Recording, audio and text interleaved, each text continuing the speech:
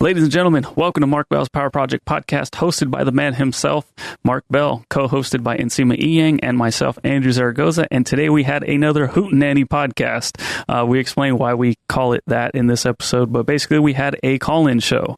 This is easily 100%, no doubt about it, our absolute favorite new format that we've been doing lately. And so in short, today we talked about habits, building habits, how to keep habits, how to implement habits. And we took all of your questions in regards to habits. And when I say your questions, I literally mean we had listeners of the show call in.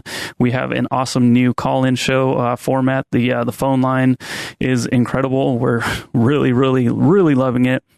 Today we talked to somebody about alcoholism and how can they break the habit of reaching for that first drink, which inevitably is going to which is going to end up turning into a second drink and a third drink and so on and so forth. We talked about some of the habits in regards to being a father. Mark gave some great advice to a brand new father that called in, and basically he asked him, like, hey, how do I balance still being a good father and still being a savage in the gym and whatnot? And then we spoke to a handful of people that lost over 100 pounds by just following Mark's advice. Some of the info that he's put out on YouTube and whatnot. So it's just it's just amazing that we're able to speak to you guys, but also just hear these real life experiences, these real life stories. It just, like I said, it's amazing. We took a bunch of other calls, but I don't want to spoil any of those. All I'm going to say is that we love you guys for stepping up and jumping on air with us. These, like I said, we are loving these episodes. Really fast before I get out of your guys' way, a super quick reminder that markbell.com is still offering a free 30-day trial, but it is only available to the end of June.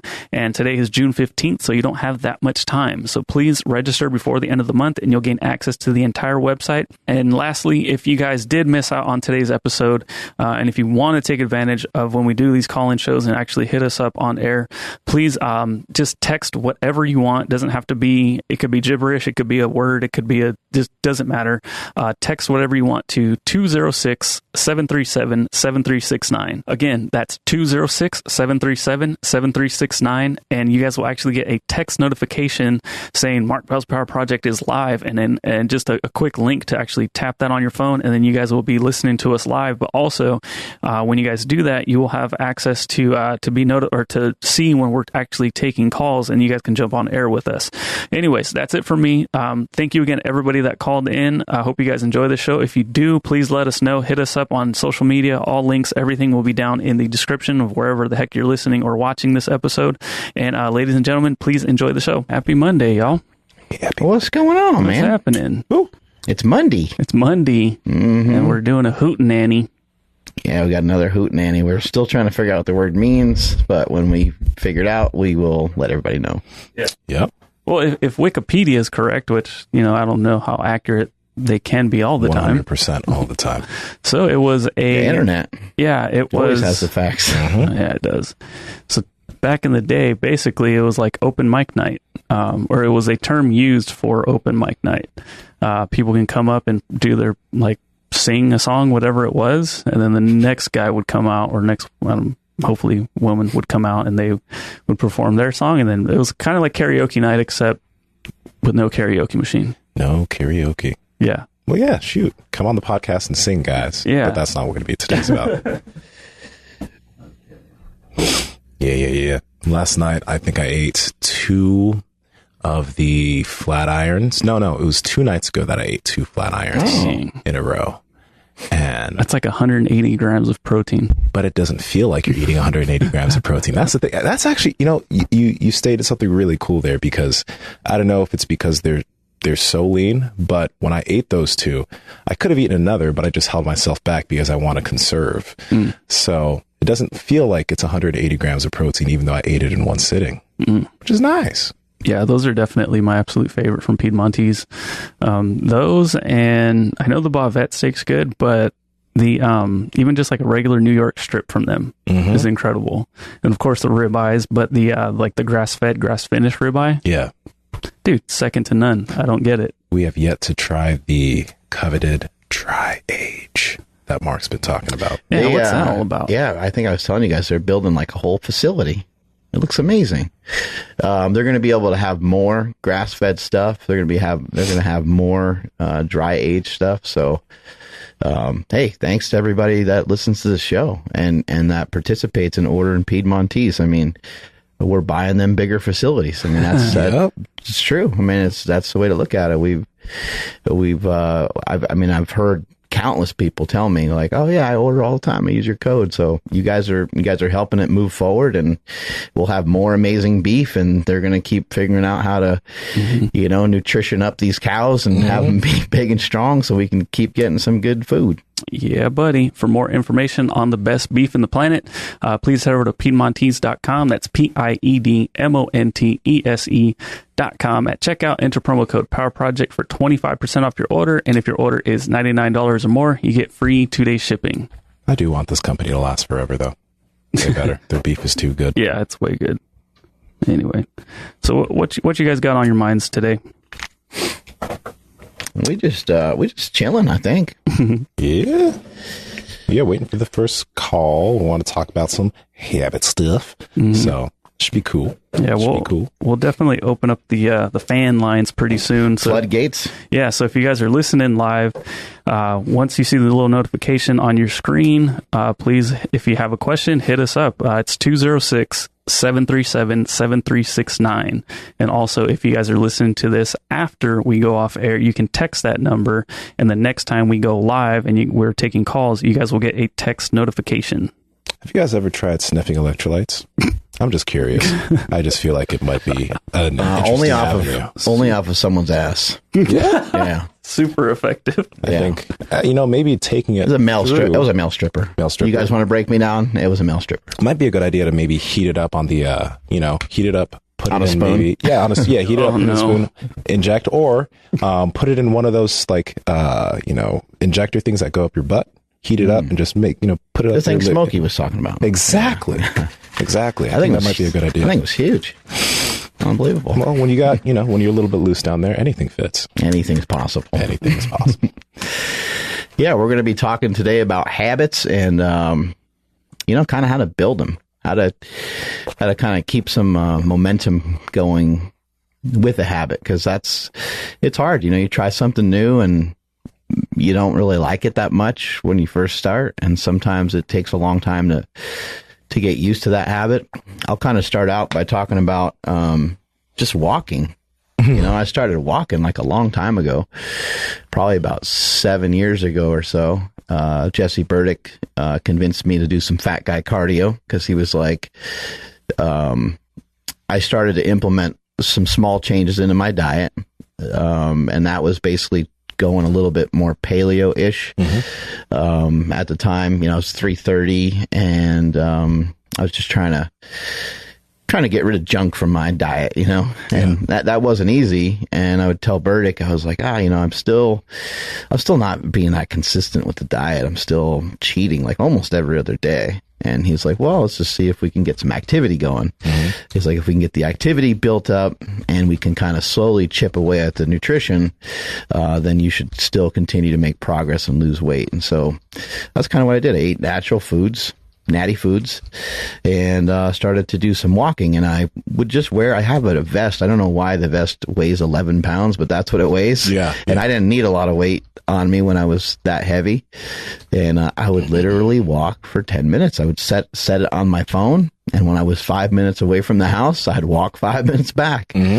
That was so simple and so easy that I was doing it 2 times a week, 3 times a week. It became super easy to where it was not any problem at all to do it every day. After I did it for like a week or two, where I did, 3 times in a week, I was just like, oh, this is so simple.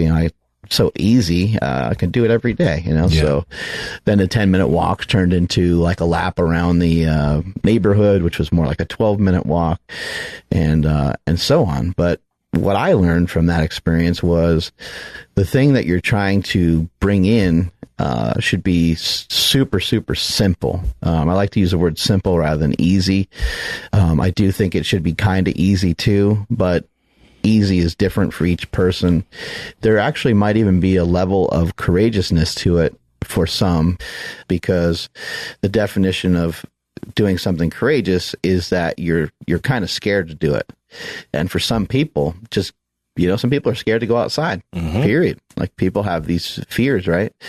And so even somebody just getting outside and walking to their mailbox, might be something that takes a bit of courage to work up. So just imagine of putting yourself under that kind of stress every day, and you try to go out and walk for an hour. Like, that's kind of a lot. That's a lot to start out with. So start out with something real small. Yeah, small wins. Like, and the thing is, I think it's really hard for people, even myself. Like, when you start something small, whether you start doing it only 3 or 4 times a week, I have the problem of comparing that 3 to 4 times a week to somebody else's 7 days a week, plus they're doing more time, right? So it's not motivating saying, I'm only doing this twice a week, or I'm only doing this 3 times a week. I know people that are doing this every day for hours on end. And then I think, like, it's going to take so much longer to get better. But you got to it does take, I think, also a level of courage to pat yourself on the back for work you're doing, even though you don't think it's enough, because it's more than you did last week, and it's more than you did the other day. It's hard to feel good about yourself when you don't have victories. You need to have some wins, you need to have some victories. And maybe for you at this moment, having like a large victory just not in the cards, maybe, and maybe the goal that you have maybe is pretty high.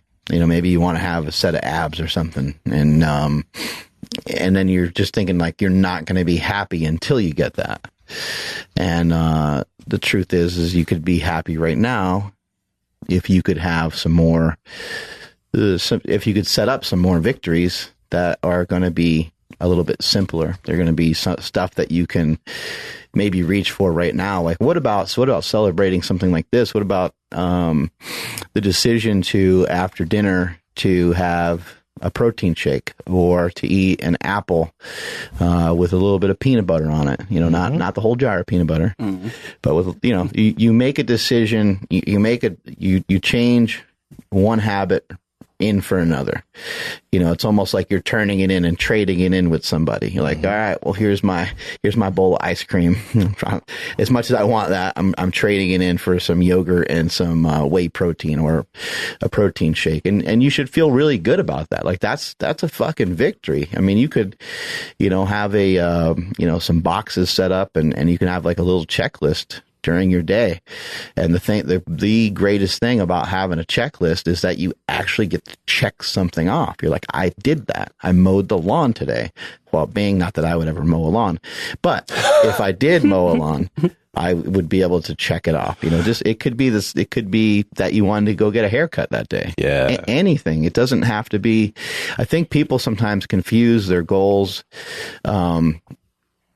or they confuse what they should view as goals sometimes as, I think the way that you should view some of these things is to have them be things that are like being on a checklist. Like, they're that easy. Like, getting your haircut is really not really a special thing that you did, but it kind of is. You took the time out of the day to do something that you wanted to do. How is that any different than you selecting better food choices? To me, it's very similar. And also, all the different shit that it triggers in your brain is all the same stuff, because your brain doesn't really notice the difference. Serotonin and yada, yada, yada, whatever else you produce. Yeah, I know something that I've adopted a while back, but I remember I would look at like things that I needed to get done, and I would try to what was that? Eat the frog. Right, like I'd go for the one that was the biggest pain in the dick to like get taken care of. Please explain that phrase to me. Eat the frog? Eat the frog. So it's a really good book, and I remember I don't know why. Sounds fucking gross. It just sounds disgusting. It does. Everybody talked about this book and how great it was, and I don't know, that the hipster inside of me was like, if a lot of people like it, then I'm not going to like it. I'm going to go against the grain. And then finally one day, I didn't have anything to listen to, and I threw on the audiobook, and I loved it. Basically, it's just like your biggest task, or the thing, like if you have an important phone call to make, like the biggest pain in the ass task that you have for the day, just start the day by eating that frog. It's called Eat That Frog. Actually, is the name of the book. And you just have that one task, because after that, everything else seems super easy. right? After you eat a frog, anything else tastes better. I'm just like really just imagining swallowing a frog. I wouldn't chew it. It's like, I feel like they're slimy. So you just kind of have to let it go down the throat. Nsima, man, I think he cooked it. Remember that movie? I do. Yeah. You don't remember that one, huh? I've never seen it. Yeah. Dude, it's so good. Pauly Shore. Anyways. So with that, like, that mindset or whatever you want to call it, you then all of a sudden build this huge wall of like, fuck, I don't want to even start that. So then you push that back, and then it pushes everything else back, because you're like, no, I got to do that one big task first, and then I'll get to the rest. And then you push it back, or you don't even accomplish it, then you don't accomplish the rest. So by flipping that on its head, kind of doing what Mark's saying, like get some wins first, like wake up and go for a walk. Boom, I got something done. It's almost like Dave Ramsey's way of like getting out of debt, like paying off the small debts, so that way you can compound the money into the next debt and the next one. So that energy and time you put into that little task, you're like, cool, I got some momentum, let me tackle the next one and the next one. So kind of doing it backwards really has helped me a lot too, because you start off with a win, and now all of a sudden you kind of get addicted to that feeling, and you just want to keep going and going. So I think both are extremely effective, especially like the frog thing. Yeah, maybe I have to go back and re-listen to it, because I probably got it wrong by now, but that sounds perfect. Yeah, and it makes sense. Like if I do have to do something I don't want to do, if I just get it out of the way, then we're all good for the rest of the day. But if that one thing is going to paralyze me and I'm not going to be able to move, then, what good is that? Yeah, people make things complicated too. And complicated rules will really paralyze you. Even just having a lot of knowledge can sometimes paralyze you. When you know a lot about training, like think when you're young and you don't know shit about training, you just go in there and just blast everything out and you feel great. You're like, I'm going to do this. I'm going to do this. I'm going to do this. And as soon as you start to know a lot, you're like, well, I did a lot of pull-ups yesterday. And you act like a big pussy, I did biceps yesterday, so I should really be careful. I've already done it twice this week. That's going to really affect my CNS. That's legit, man. That's true. I wonder how this is going to play into my jiu-jitsu. Oh, man. Sometimes it's just good being, okay. You don't need to be naive, but act that way sometimes when it comes to training. But I was going to say, Andrew, with what you said as far as eating the frog, I think that's one of the reasons why within the whole self-development community, why they talk so much about your morning routines. I think at this point, anybody that kind of follows that stuff, when they see morning routines, they're turned off to it. But because of what Andrew literally just said, this is why morning routines make so much sense for people, because morning routines, they're habits that you set up, they're routines that you set up to give yourself already a few wins. Some people like to wake up and take a walk. Some people like to wake up, immediately make their bed, and then, go do some small things that would be small wins. But it sets your day up already without even thinking about it, with wins that take no effort from you. And with those wins and that routine going, you then have this feeling of well-being and this feeling of just like already winning, where you're like, okay, I want to hit this, I want to hit this, I want to hit this. Whoa. Don't break it though. And then you just want to win. So that perfectly falls in line with it. Makes you feel good about yourself when you start having those victories. And then also, if you think about some of the stuff that we're mentioning so far, nothing that we've mentioned, there's not a genetic component to it at all. Maybe. I mean, maybe there's some science that we haven't heard of yet, and maybe there are some people that are born with a little bit stronger habit structure than the next person. Like, I believe that could be possibly true. But for the most part, we're not talking about trying to jump up onto a 56-inch box, which may require some specific skill set. You may need to be a certain amount of explosiveness. You may need to have a certain amount of flexibility. So like that's stuff that you'd have to really train for. That's stuff that you'd have to really work your way into. You could potentially do it, but there may be, there's probably a ceiling for you somewhere. There is no ceiling with the amount of different shit that you can do. There's no ceiling with the amount of things that you can handle. And for me, turning my back on certain things and moving away from certain things, it's never been because oh shit, that's way too much. It's not because of that. It's just a matter of putting my time in putting my time into places that I feel are more valuable, that are going to make me feel better about myself, so I can build these habits, so I can stay on point with them as best I can. I think a lot of people will go too hard on a lot of that stuff. They're like, I'm going to train at 4 a.m. I'm going to do this. And it's what happens a lot of times when you have people that get like militant about it.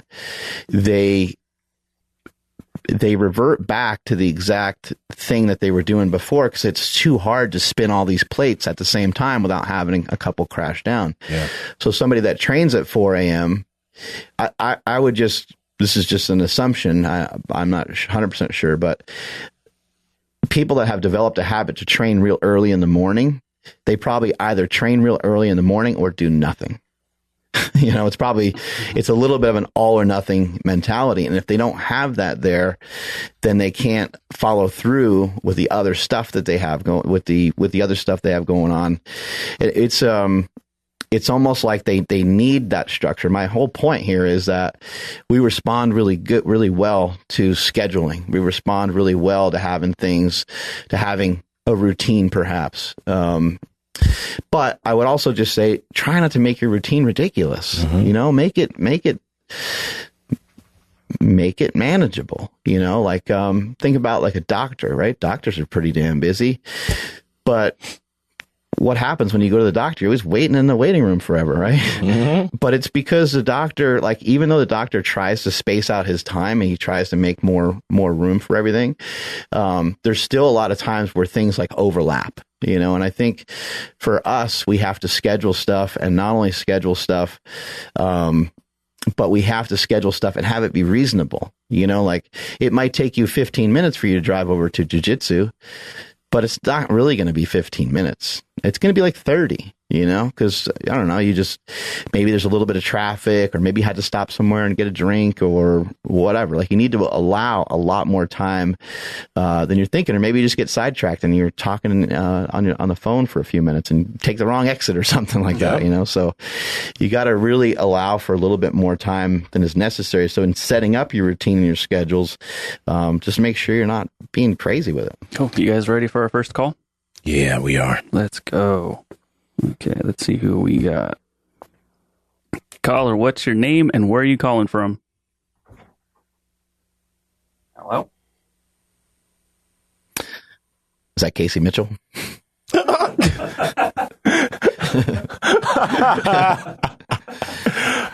We had some difficulties earlier today.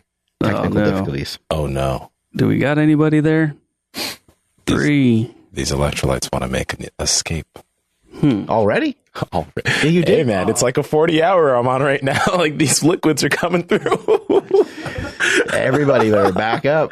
Nah, I think I'm puckered right now. I'm good. Oh, no. Oh, man. Well, if you shit yourself on the podcast, I think that would be a first. No, you've done that before. Don't lie to us. Sorry about that. Sorry about that.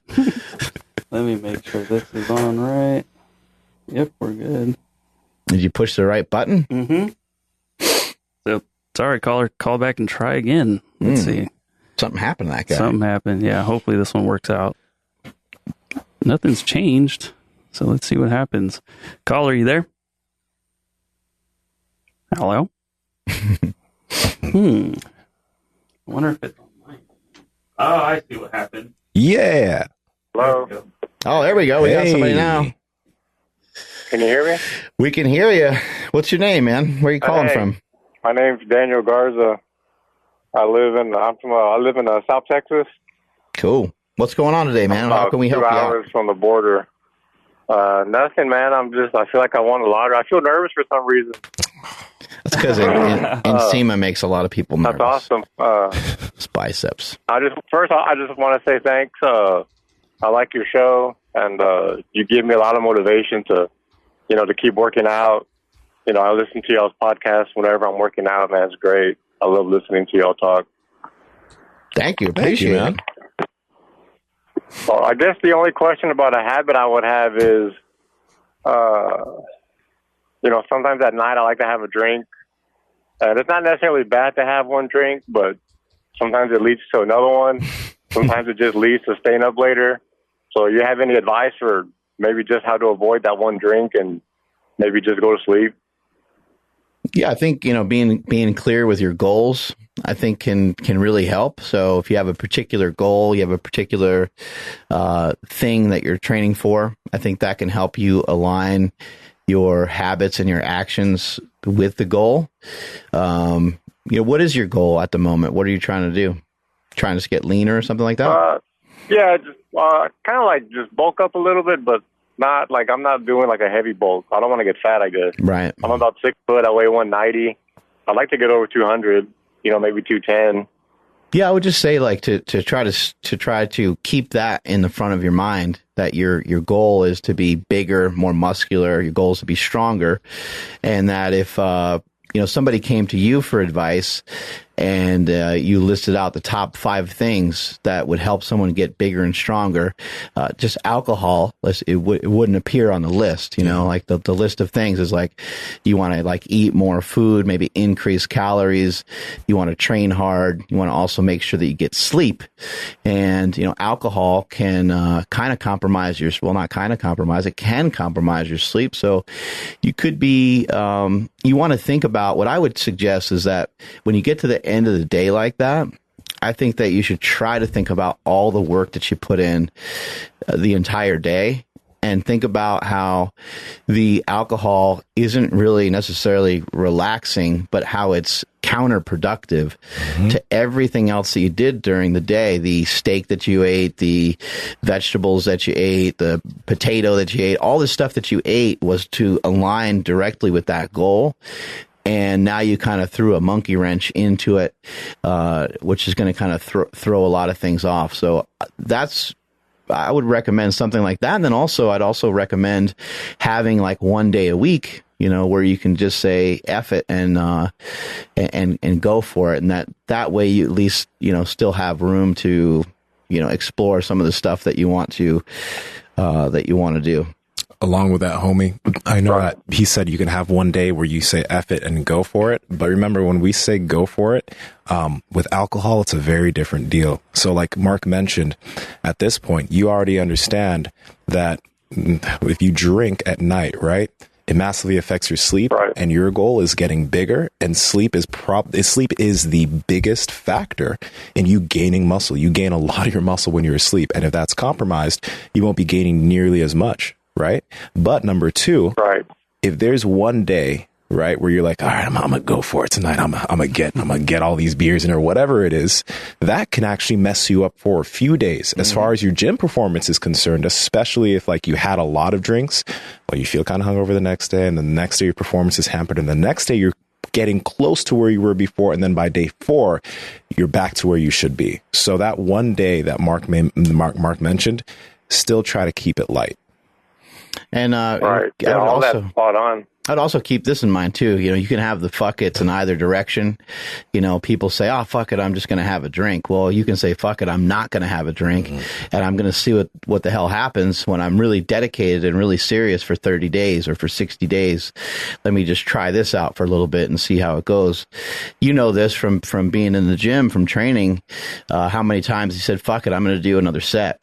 Fuck it, I'm going to do another set. And sometimes you say that so much that your 45-minute workout turns into a 2-hour, marathon workout where you've hit like every body part in the gym because you've gotten so excited and you said fuck it about all the different things. So you can kind of get that in either direction. And I would suggest just trying to just shift your mind. And I think it also is reasonable for you to communicate with yourself, as funny as it might sound, throughout the day about the end of the day. Talk to yourself about it. What's the end of the day going to look like? Am I going to be sitting there with a beer in my hand again, or am I going to be sitting there with a protein shake? Or am I just, when I have that urge to have a drink, am I going to hop on a phone call and go for a walk? Some other thing to kind of fill in, that habit that you have at the moment.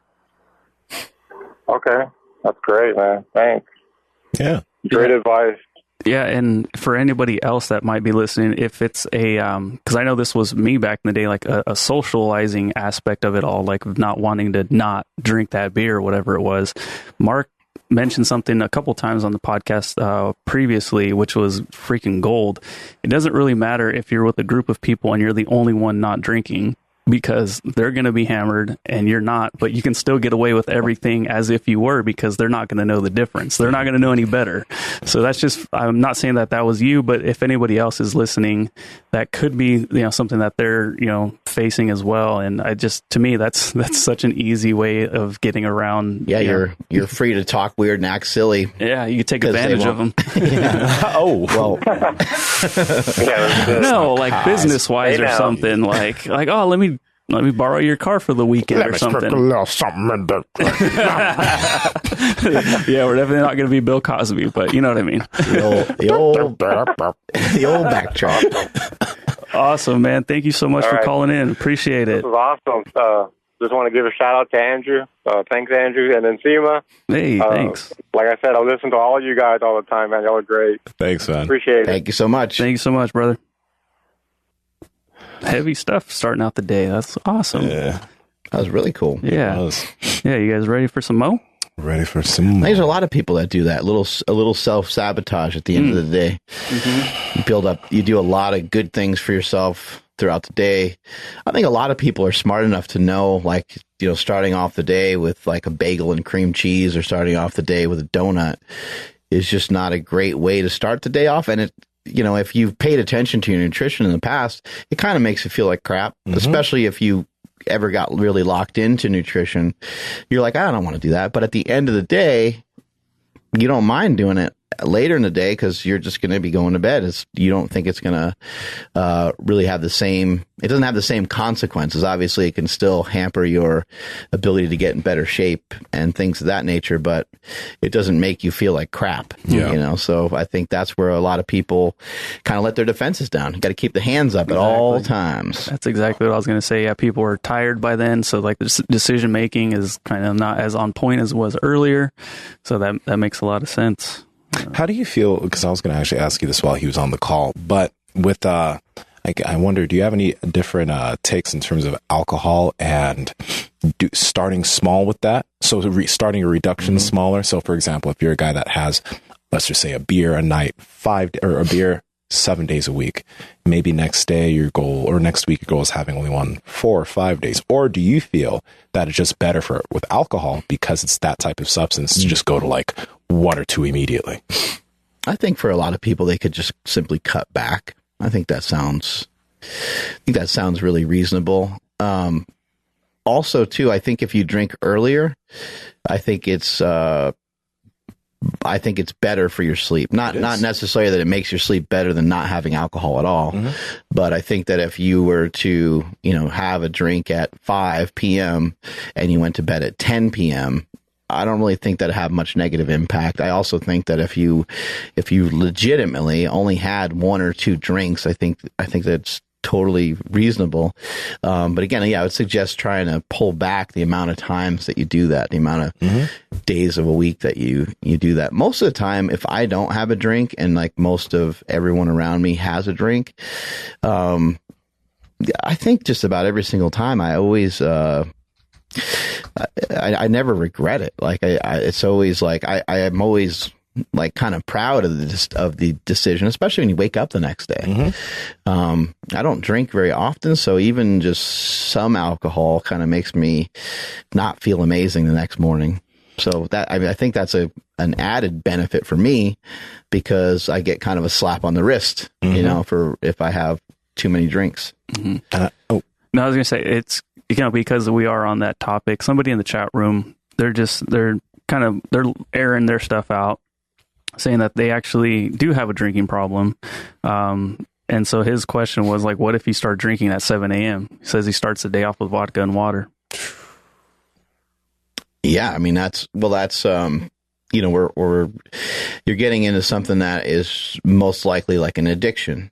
And that's we want some of our habits to turn into addictions almost, because we want to have something so ingrained that we do it often. And we're thinking like, hey, we're going to get a healthy benefit from this.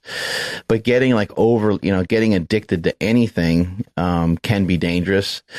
One of the definitions for addiction, I don't know a ton about this exactly, but, one way to kind of judge your addiction is, has it impacted your job? Has it ever impacted your work before? Maybe you're jobless because of, the addiction. Has it ever impacted a relationship before? These are things that, whether it be alcohol, drugs, pornography, it could even be fitness. Like if this has impacted relationships and things that you're trying to do in a negative way, then it's time to reevaluate. It's time to reevaluate yourself a little bit and see if you can get help for it. Alcohol and drug addiction, there's a large group of people who they'll just tell you flat out. They're like, yeah, I used to do that. And you're like, well, what'd you do? And they're like, I just stopped. And you're like, huh? Because you don't hear that often, but there's a lot of people who've done that. They don't go for any help. They just stop out of nowhere. Now, different people have different brain chemistry, and different people need different help. They need different cues to get themselves out of it. Maybe those people that were able just to completely stop, maybe they have a really good support system, and maybe they already feel pretty good about themselves. They just happen to get themselves hooked on a substance. But imagine if you don't feel good about yourself, and usually the only time or the only thing that takes pain away or numbs you for the day is that drug. Then you really, this, guy who's shouting us out there in the chat room, he try to get some assistance, even if it's just going to a friend. Most of us know people that have had battled addiction before.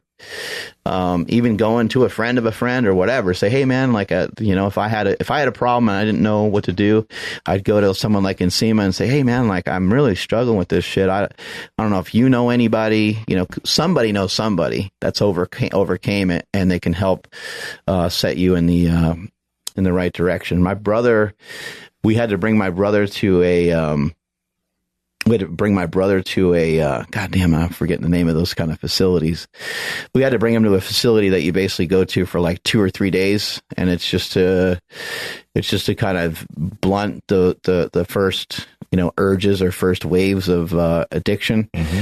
And they medicate you. From what I recall, it wasn't like crazy expensive or anything, but there is a cost associated with it. Some people go to things like that. Some other people go to sober living places, or AA is free. So there's a lot of options when it comes to that. But I personally would go to a person rather than trying to go to like an establishment. I don't like a lot of the stuff that they share in AA. I don't think it's, I don't know. I'm not a huge fan. Yeah. I will say, what Mark mentioned about having an accountability partner is one of those biggest things. I've talked about the porn thing on this podcast before, and one of my best friends, we both kind of were trying to drive through that and get through that. So we kept each other accountable. We talked about when we were struggling. We had those types of conversations, so we found common ground, and we were able to figure it out moving forward. So finding somebody who has either been able to get through it, I think would be something super beneficial. But some of the stuff we're talking about in terms of building habits is cool, and it's definitely good. But, a lot of these things, when it comes to trying to apply it to an addiction, is much more difficult, and it's not so easy. It's like not powerful enough. It's almost like not the correct medication, for the disease, which is addiction is a disease, and it's something that can't be really played around with. But the other thing I would examine too is just why, there's probably a reason. Same thing with people that are really heavy. When people are 400 or 500 pounds, there's almost always some sort of trauma in their life. There's something that happened to them at some point, somewhere. Not always, but most of the time. And that is fairly common amongst people who have addictions as well, that there's something somewhere along the lines happened that just I don't know, through the course of their life off. I think most of us, if we're being reasonable and if we're being understanding of other human beings, could easily see how we could have made a wrong turn. You know, I could have hung out with a couple of the wrong friends, had the wrong people kind of influence me, and I could be into cocaine. I could be into marijuana. I could be into alcohol. Look, the environment I grew up in, a lot of people were on steroids, you know, and I've been on steroids since I was 25 years old. So, you become, you know, the sum of the parts of the people that you hang around with. It was commonplace for me even as a kid. I knew it when I was 12, 13 years old. I saw these guys, you know, and I was kind of like, hey, how do they get that big? You know, and I started to know more about it, started to be curious. I think the same thing happens with other types of drugs. Cool. All right, let's see who we got next. Loud. I think Smokey's going to call us, prank us. Caller, what's your name? Where are you calling from? Hey, good morning. My name's Rob, calling from St. Louis, Missouri. Hey, Rob. What's going on, Rob? Not much. Just figured I'd call in and ask my question here. Yeah. So my question is concerning really for Mark, because I know he's went through some phases when he had his children, I guess.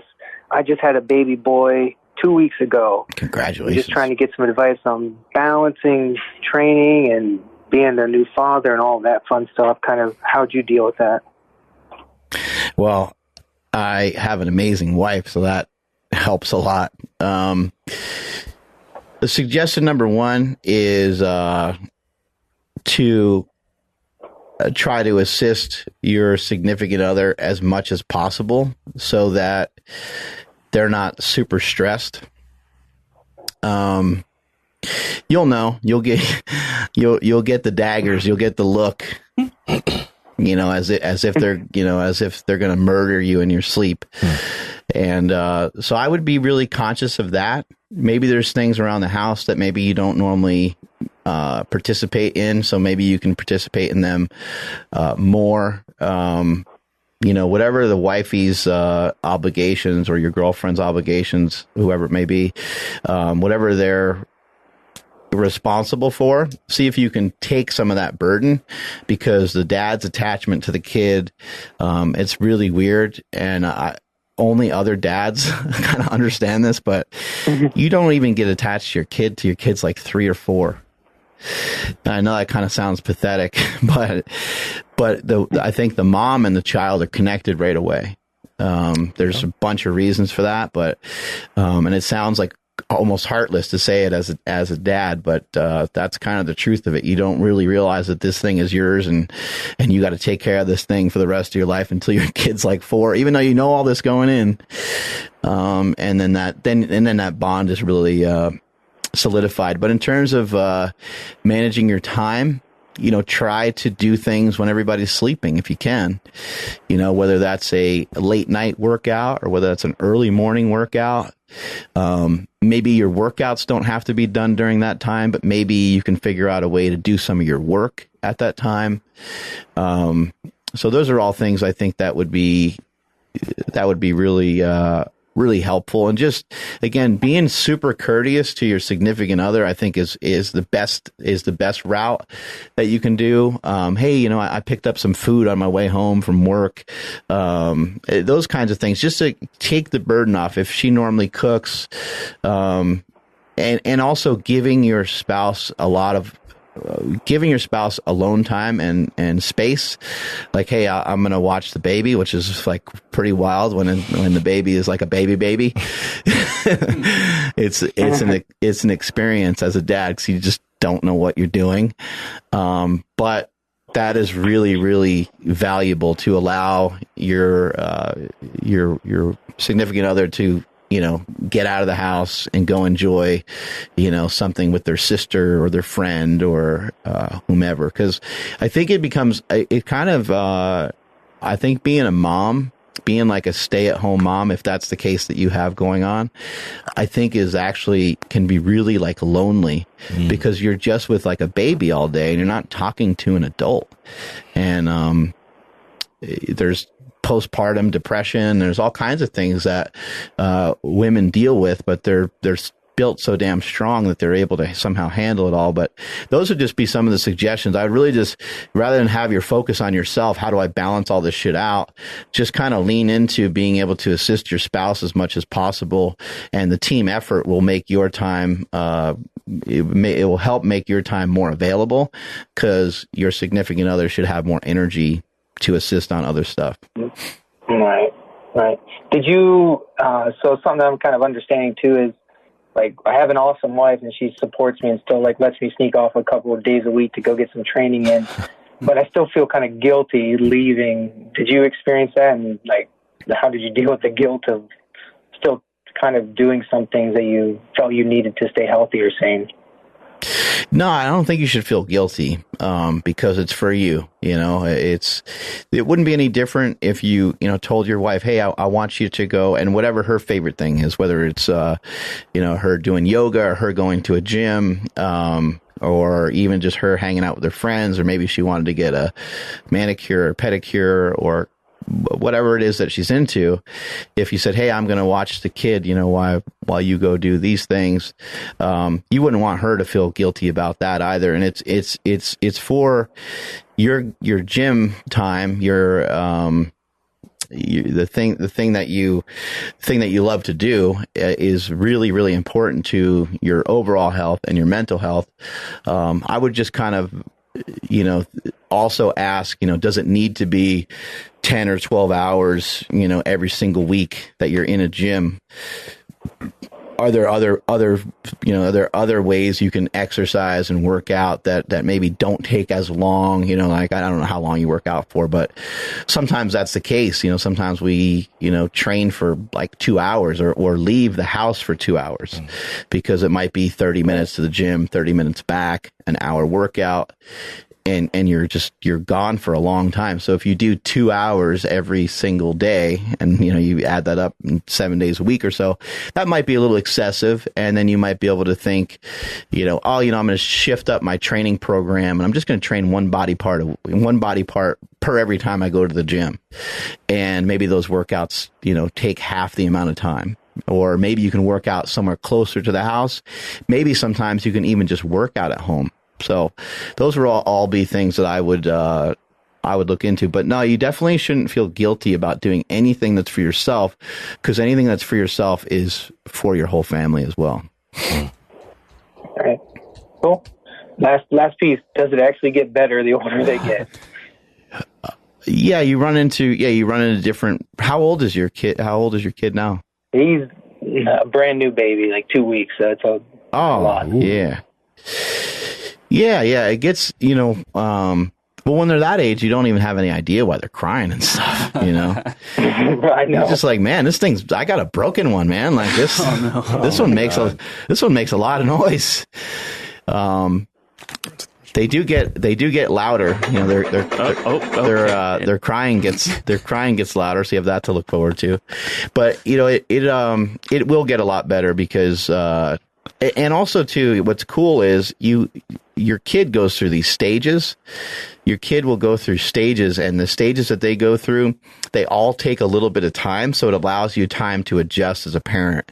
Once you see the kid continually like breaking some of your shit, then you learn to move it out of the way. Once you see your kid can run and he keeps hitting his head on the coffee table, then you can, know to just, parents don't usually have coffee tables. You just learn these things that you otherwise just weren't made aware of. But again, it takes them a long time to develop. So you kind of have time to adjust to it. Cool. I appreciate all the advice and everything you guys are doing. Rob, you're off the team. Thanks for calling in, buddy. Appreciate it. Thanks, man. Guys. Bye. See ya. Real quick, how would you, so that first part where you're saying like, just how can I help my spouse out a little bit more? What do you do? That's something you should be asking without kids too, by the way. True. What about when it comes to like breastfeeding though? Because, we don't have the capability of doing that. Grow some titties, bro. Guess so, huh? I got to think everything around here. I guess I got to take that croissant diet a little bit more serious. Yeah, see? I think that's just, that's a little bit of an excuse from men, I think. you can do everything else other than feed the kid. So, you know, I think, and also women, a lot of times they'll pump their breast, you know, if your kid's being breastfed, a lot of times women will, which is a pretty cool thing to witness. It's pretty wild. That thing making all that crazy noise. I remember my wife had to she would go into like bathrooms, like wherever we were, and she's in there like pumping out her breast milk, even when we're on a trip and like we don't have the kids with us, but like she kind of had to do that anyway because your boobs fill up and they like hurt. So she just had to like, you know, just basically get rid of the milk.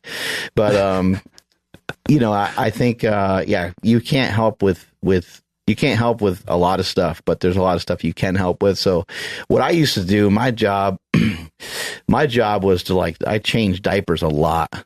You know, I changed diapers like they were going out of style, you know, with both of my kids. And it's like that small thing. Yeah, it gets bad. It gets bad when they get a little older, but when they're little, it's like not a huge deal. And not a lot, like most of the time with a baby, it's just pee. They just pee nonstop for some reason. And so, yeah, I would try to help with as many things as you can assist with. It's just going to give you a longer leash is really what we're after. You know, you want to make sure that, you know, the lady is comfortable with the things that you're doing and they're not overly stressed out. Got it. Cool. I think Nsima had a blowout. Now that he's back, let's grab another phone call. Let's see who we got. Okay, bro. It exploded. Caller, what's your name and where are you calling from? Hey, what's going on, guys? My name is Andrew Marquez from Northridge, California. What's going down, man? Yo. Love the name. Thanks. Love the show. Been a fan since Bigger, Stronger, Faster, 2008. Yeah. Rest in peace to Mad Dog. Thank you. What I wanted to ask you guys, so I've always had a hard time sleeping, always. Just before the gym actually closed down here in California, I had a rhythm going. I was trying to get up at 4:30 like Mark. Didn't quite happen. Getting up at 5:30 seems to be where I can get up naturally, and I was headed to the gym. Now that gym's closed down, I fell into a little rut. Stopped working out, stopped eating good. Now I'm trying to pick that back up. I listened to a podcast with you guys and Aubrey Marcus. I'm also a big fan of Stan Efferdine and the 10-minute walks. Cool. So my question is, when do the 10-minute walks start? When you wake up, or is it after your first meal? You know, I think it's always best to keep things as simple as possible. So I would just do it whenever you can. Stan is a pretty big proponent of utilizing food as your cue to go for your walk. And so he wants you pretty much after every meal to try to hit up a 10-minute walk. That can be productive and it can kind of help with the meal that you just ate. It can help you digest and so on.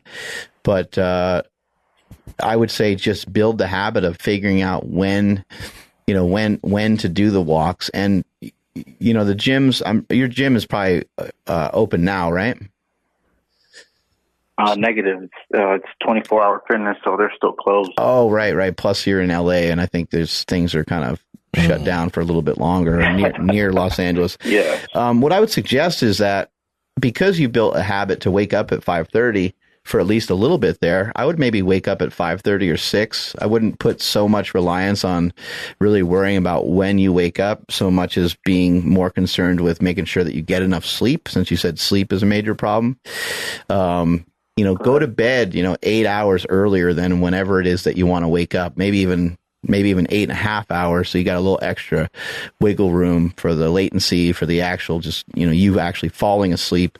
But yeah, I would suggest that, when you wake up in the morning, rather than like a 10-minute walk, I would maybe even, just make that a little bit more than a 10-minute walk. And that way you at least got in some exercise, and maybe you can build a habit of just saying, F it, I'm going to do, throughout this walk, I'm going to bang out some push-ups, or before the walk or after the walk, you're going to get in X amount of body weight squats and push-ups. Just because you had one thing to do, like that usually sets you forth and sets you forward towards doing more. So it's just going to the gym. Sometimes somebody's like, hey, man, just go to the gym and just do your warm up. I've heard people say that before, and I think that's great advice because you're not going to go to the gym and do a warm up or go to the gym and just stretch.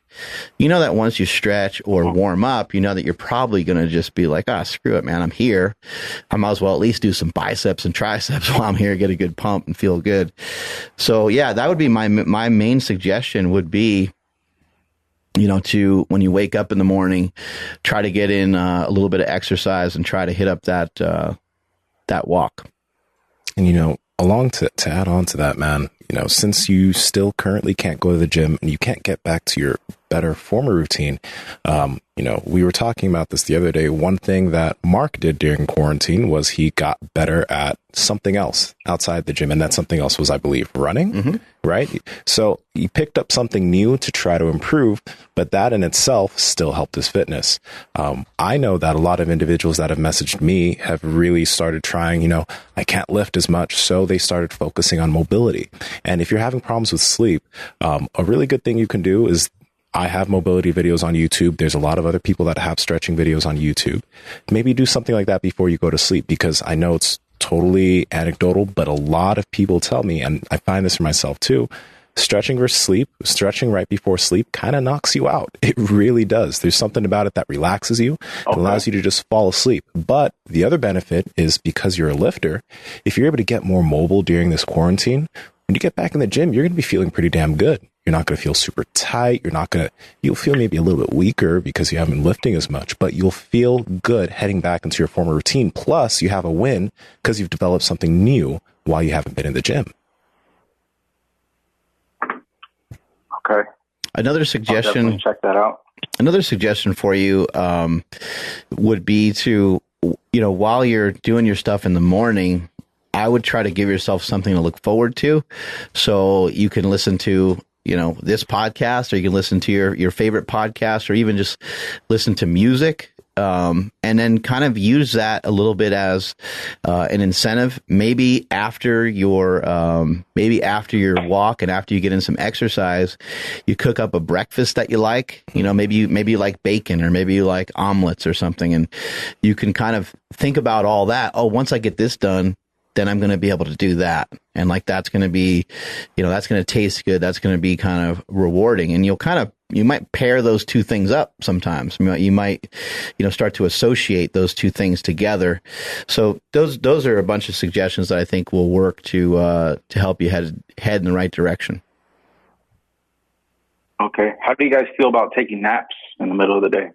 Yeah, I think a nap can be great. It's just sometimes hard to find the time for it. Sometimes it can be difficult because it's still bright out as we get into the summer. Maybe your house is a little bit warm, but if you can find time for a nap, I think a nap is great. I just think just be careful of when you place, where you place the nap, because if it's too close to bedtime, it may throw off your ability to fall asleep.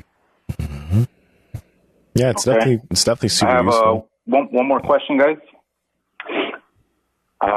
So Mark, you're married, and I guess Andrew and Nsima.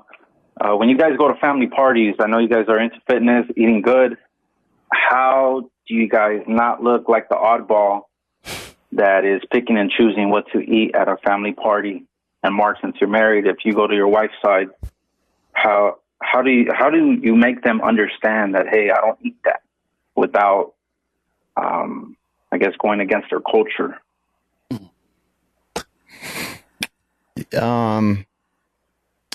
I've been eating in an unconventional way, I guess you'd say, for a really long time, and it's been something that I think everybody kind of knows. I eat a lot of meat though, so there's a lot of meat is usually the central focus of most parties. I guess with the exception of maybe Mexican food, there might not be a meat like entree, but most American stuff, like where you have like, what do people do? They have like a barbecue. They cook up some steaks or they cook up some chicken, burgers, hot dogs. Thanksgiving is turkey, ham. Christmas is turkey, ham, right? I mean, so most of the stuff that I can think of is there's always like a good amount of meat. So, I don't think anyone ever cares or even notices. Sometimes they'll ask, but I'm not a Tupperware guy. I've never, just during the bodybuilding that I did, the one bodybuilding show that I did, occasionally I would have to just bring some food with me when we went to like a movie theater or something as a family. Just because I was scheduled to eat every 2 or 3 hours, but I'm not worried about eating every 2 or 3 hours nowadays. I utilize a lot of intermittent fasting. Sometimes if there's just not anything on the menu for me at a gathering, I just won't eat anything.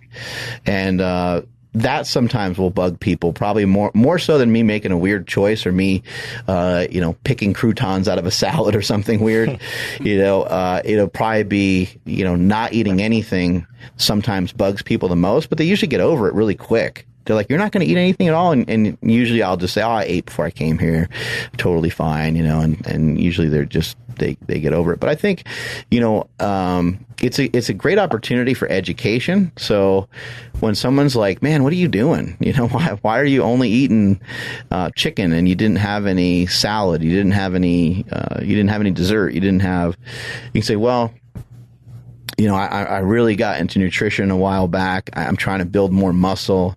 This is what I believe as the best route. And, I really want to take charge of my health and nutrition. And like, I can't imagine somebody being pissed about you trying to be in charge of your own well-being. So I would sell it to people as it's like, it's about your well-being.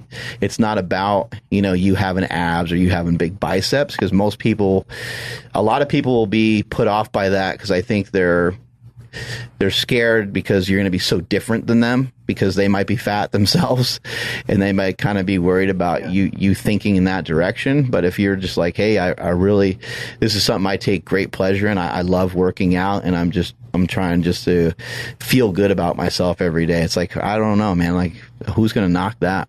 Hey, man, let me ask you this real quick. As far as the food thing's concerned, so what's the reason for you? Are you doing it because you're dieting? Are you doing it because the food is something super unhealthy and you don't necessarily want to eat it? Are you doing it because, like, maybe you find it difficult not to eat the food? What's the main reason? I'm curious about that.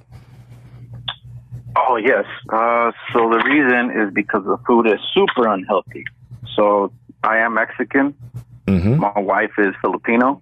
Mm-hmm. And in our culture, there's a lot of bad. Yeah. Well, I show up to events and the food is delicious. Don't get me wrong, but it's just like my stomach isn't having it. Mm-hmm. All right. I'll say I've been, go ahead. Go ahead.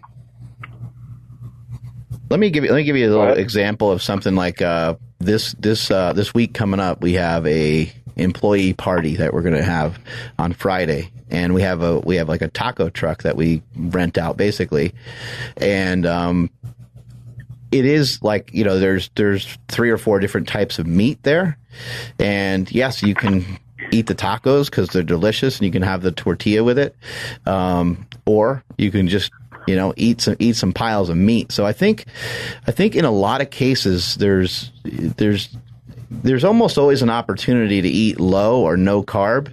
So it might not fit your macros because it might be like really dense calorically.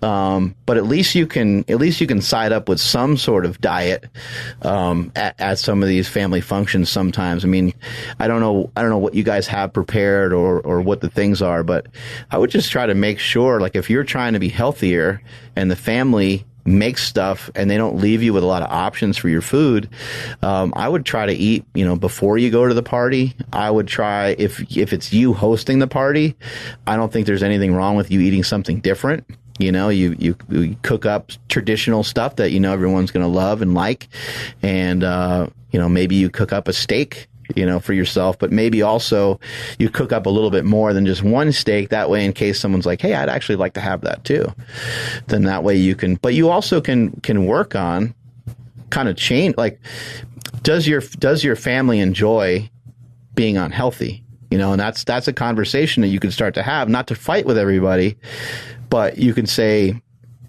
someone in the family is diabetic, someone in the family is 60 pounds overweight or something, and they start asking you because they know you go to the gym. You could say, hey, you know what? A lot of times it's the food that we're eating at these family gatherings. It's not helping. It's not assisting us to get to where we want to get to. And you can be the one in the family that maybe helps to change a lot of that. When you show up with stuff that's not healthy, not necessarily like, you're not necessarily just showing up with celery or something like that, but you're bringing better options. Like, hey, I made these cookies. They're reduced fat and gluten free, or something. You got some stuff that is just a little less offensive than maybe some of the current foods that you guys eat. Some stuff like that, I think, would be helpful. Okay. And one last thing from a purely application point of view. Super easy, something I suggest to people. We've talked about it multiple times here on the podcast, and I think Mark just mentioned it a little bit before too. Having some protein before will fill you up a little bit, but also prior to having that protein before you go, fast for the day. One thing that I tell individuals to do, and one thing that I do, I've had people do this on cruises, and I've done this on cruises, is fasting during the day, so that when you do eat during that evening meal or function or whatever, even if you do find yourself eating a little bit more food, it's probably not going to be such an insane amount where it messes up the progress that you've made during the day. So, if you do actually, because Filipino food, bro, is bomb. I'm sorry. If I go to a Filipino party, I want to enjoy those lumpias. I want to enjoy all those nice things that they got. I do want to have a bit more of it than I typically would. And something you can do, you can avoid it, of course. But if you do want to have some of it without feeling guilty about it, fast for the day. So you can go enjoy some food, leave, and you're still doing okay. Okay. But it's also, it's not more about me. It's about the family because they don't work out. My family doesn't necessarily like to go to the gym. So it's more like, why are you eating this if it's so bad for you? Plus you're not working out. Yeah. Like I said, I would try to, view it as an opportunity to educate, but don't, I used to say this as a coach, I don't talk to people that aren't sweating, so don't talk to people that don't want to hear it. Only the people that ask, only someone that says, hey man, why are you eating that way? Or why did you choose not to eat at all? And you could say, well, I actually had 3 chicken breasts and some rice before I came here because I was actually super hungry, but I ate that because I knew that there would be food here that's unhealthy for me, and I'm trying to make some changes. And then they might say, well, what kind of changes are you trying to make? And then you could start to explain to them, well, I've been going to the gym for, 4 days a week, and I've been doing this. And most of the time they'll be put off by that and they won't care anymore. But you could at least you presented an opportunity, and you could say, yeah, I've been doing, some 10-minute walks. I changed my nutrition a little bit. I was able to lose some weight. As soon as I was able to lose a little bit of weight, I also felt a lot better. Again, if you're selling people on well-being, it's less intrusive. It's less, I think if you're trying to sell people on losing weight, they may recognize that they're unhealthy. They may recognize that they're fat, and they might be offended. Shit, you're saying that I'm fat. Right. And you're like, yeah, that's what I'm saying. Basically is that you're fat, and I want you to not be fat anymore. I'd like you to explore some of this stuff. But I think, again, selling them on wellness, well-being, feeling better, living longer, those kind of words, that's a lot different than, saying, hey, these foods are making us fatter, Okay. I'll definitely take this advice and I'll distribute it into the families correctly. Yeah, you could. You could really, think about it. That's pretty powerful. You could help change a lot of the way that the family lives. And I agree with Nsima 100% too, where you could still have these foods. There's no reason to cut out. There's no reason to cut out your culture and to try to turn your family members from what they're used to into bodybuilders. It's like that's very extreme or very excessive. But could there be some other options with food there that are not fried and not, could you get away from some of those foods, or at least just have some options that are a little bit healthier options? Like croissants. Correct. That's right. Croissant sandwiches. Yeah, dude, thank you so much for calling in, man. We really appreciate it. All right. Thank you, guys. Yep. Have a great day. Filipino food is so bomb. There's this spot, great. like cultural spot by where I live, and they like make it there. They just have, it's so good. And then our buddy, The Real Mo on YouTube, he said like something you can tell people is like, I can't eat this because my doctor said I can't, which it will work, but then like they'll ask why, and then you have to make up some shit. So I think what Mark said in the past was like, just tell them you're part of a challenge at work. And then all of a sudden they're like, oh, okay, I get it. Because everybody understands like, oh, they're probably, they have to diet or lose weight for this challenge, and then they kind of like understand. And then you can even lie and say like, yeah, there's like $1,000 pot, so I'm not gonna mess up my diet for some lumpia right now, as bad as I would want to. Every single party, I'm part of this challenge, bro. yeah it's like, damn, you've been part of a challenge all year. It's like, I'm a savage. Yes, you could say, hey, see Uncle Joe over there? I don't want to look like Uncle Joe. Oh, man. Look at how goddamn fatty. I'm kidding. You're not kidding. No, I'm not kidding. I'm actually being very serious. Like, honestly, you look at the other family members and say, hey, that's not me. Did you ever look around? Like, we don't look very healthy. Cool. Yeah. All right, you guys want some mo? Let's do it. All right, we got 6 people in line right now. I wonder if is there a culture that, there's not an ethnicity or a culture that has anything that's all that healthy, I don't think. Though, like, that's the thing. Healthier, maybe. Gym bros? I don't know. I've had healthy Filipino food. Right. No, I know. And Mexican food is like one of the greatest examples, because that could be healthy in a heartbeat, in a second, because so much of it is meat based. A lot of these things are meat based. I think one of the worst offenders is like Chinese food, because so much of it is fried, and it has like a lot of sauces on it and stuff. And that gets to be, once you get rid of the sauce and get rid of the frying, you're getting rid of a lot of the problem, but you're also getting rid of what it was originally. You know? But I can't, whenever like people are like, oh man, you don't understand, I'm Italian, you don't understand. And it's like, I don't know of a culture that doesn't smother you with calories. So I don't think those aren't good excuses. I don't believe. Yeah. Those are just things that are environmental, and you need to figure out a way to overcome them. But everyone has environmental health issues surrounding them 24/7. In line with what you said. Didn't mean to do that. All good. Cool. Caller, what's your name and where are you calling from? Hi, my name is Wesley. I'm calling from Lake Ozarks, Missouri. What's up, Wesley? What's going down? Not much. I've been listening to Mark now for about 6-7 years. Huge fan. He's helped me lose about 140 pounds. No way. Congrats, man. And I was, originally I've fluctuated my weight up and down since high school. And Mark's helped me lose weight a couple times. I lost my parents and then kind of got off my schedule, gained most of the weight back. And then this time I've lost, like I said, 140 pounds.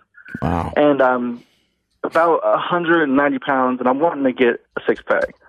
And that's something I've been wanting to work for a long time, and I'm getting a lot closer now. I'm just wondering if you guys have any tips or anything to help me get over that last little, 15-pound hump. Damn, man, it sounds like you made some really good progress in the face of some really crazy adversity. So this part, I think, will be easy in comparison to everything else that you had to deal with. How's your diet now, and how's your kind of current activity level? Have you been fairly consistent with your nutrition, and have you been fairly consistent with your activity? I think the nutrition, is probably the most inconsistent part is my nutrition. I do stay very active during the day. I work outside. I lift pretty much every day, and always trying to find activities on the weekends to do, playing basketball, whatever. But it's just I got a lot of kind of a loose, not really loose skin. I have a lot of I'm not as tight as I would like to be, but I'm trying to get there. You most wonder if there's any something also to know is like you most likely whatever it is that you have in your head of what it is that you want to look like, I think you should make that as clear as you can, and maybe try to look at somebody else that has lost a significant amount of weight, who's gotten lean, as kind of a model for you, because when you think about having abs, you might think about looking like Mike O'Hearn, right? And that's a cool goal, but that's very, Mike O'Hearn looks that way from 40 years of lifting and from, just really having a crazy dedicated practice, to the game and everything like that. And so I would just think, the more clear of an image that you can have of what it is you want to look like, and the more reasonable that is, the easier it will be to obtain that, and the easier it will be to actually be satisfied and happy with that. Because I think you may be thinking that, you lost all this weight, and that I'm sure is bringing you some happiness. But I think sometimes people think, when I get to this next wealth bracket, when I get to this next level, when I bench that 500 pounds, when I have abs, it's going to make me, happier. And it's not necessarily true. The journey of it, and like the fact that you were able to lose 140 pounds, those are the powerful things. The fact that you were able to prove to yourself that you're strong enough to develop these habits over a long period of time, have them turn into willpower, not just willpower, but have these habits turn into part of your character, really, I think is the ultimate thing. And that's sometimes more important than, just like leaning out necessarily. But to get to this, goal, you're going to have to be really consistent with your nutrition. And I would say that from the sounds of it, it sounds like you probably only need to be pretty consistent with your nutrition for like 60 to 90 days, and you would probably get there. Mm-hmm. Right. What's the diet that you use to drop 140 pounds? How'd you do that? Mostly intermittent fasting and just eating, good whole foods. Like I said, I was a lot more consistent with it. Probably the last 6 months or so, I've been fairly inconsistent, but I've still been losing weight, and I just want to get over that little extra hump. I would say, like, let's try to shift the focus from like losing weight and shift the focus into, body comp, just pure body composition changes. And so, hit the gym hard, eat a lot of protein, build that muscle mass, because you lost so much weight that in addition to losing body fat, you probably also lost a combination of some muscle in there as well. And so you can kind of take advantage of revving up your metabolism by building up some more muscle mass. I'm sure Nsima will have some good advice on this as well. Honestly, man, I'm not sure exactly how you've been trending or how long you've been at the same weight, but at this point you've lost 140 pounds. It might be a good idea, to, like Mark said, shift from dropping that last 15 to now maybe have the goal of staying close to the same weight. Stay within whatever your weight is, within 5 or 10 pounds for a few months. And if you have gym access, try to improve your performance, try to train harder, but try to do all of this while keeping your weight where it is. Because what you'll notice is after a few months, your body will look substantially different in a good way while you're at the same weight. And you might realize that maybe you don't have to lose 15 to 20 more pounds to get that six pack. Maybe you'll be able to have all of that show up where you are. Because again, if you can keep that same weight for maybe even 3 months, you're going to be leaner.